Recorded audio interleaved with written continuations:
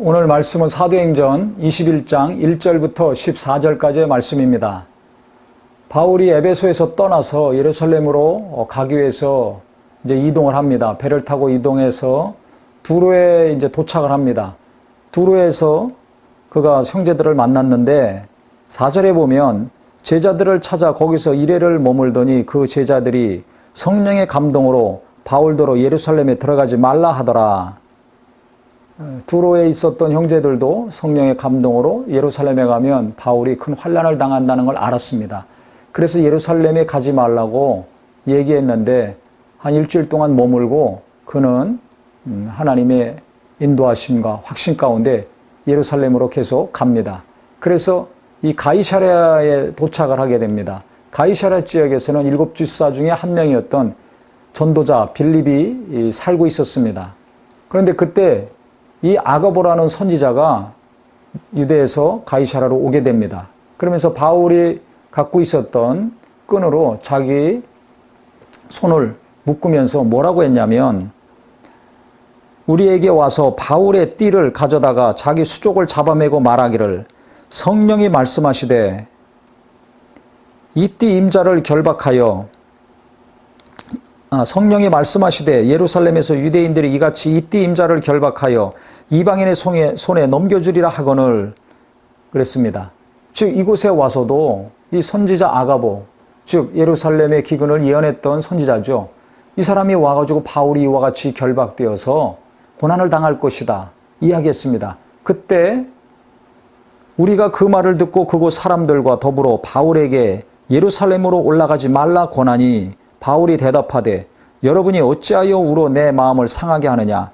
나는 주 예수의 이름을 위하여 결박당할 뿐 아니라 예루살렘에서 죽을 것도 각오하였노라 하니 그가 권함을 받지 아니하므로 우리가 주의 뜻대로 이루어지이다 하고 그쳤노라.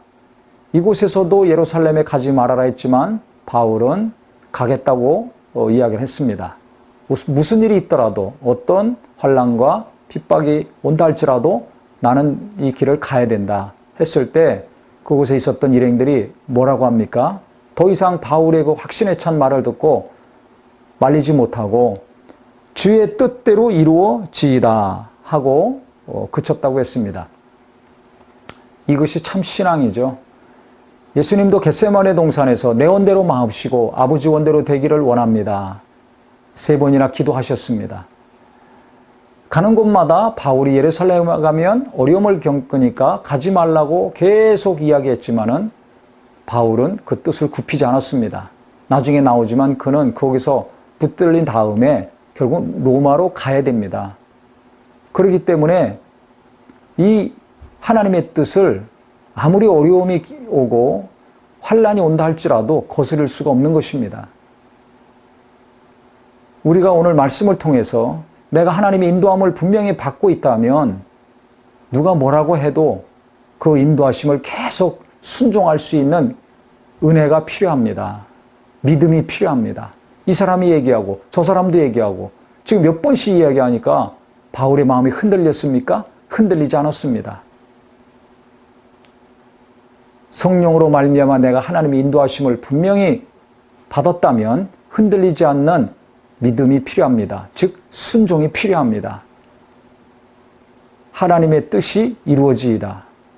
내 뜻이 아니라 어느 누구의 뜻이 아니라 하나님의 뜻이라면 아무리 어렵고 힘든 것이지만 그 뜻에 순종하는 결단이 우리에게는 항상 필요합니다.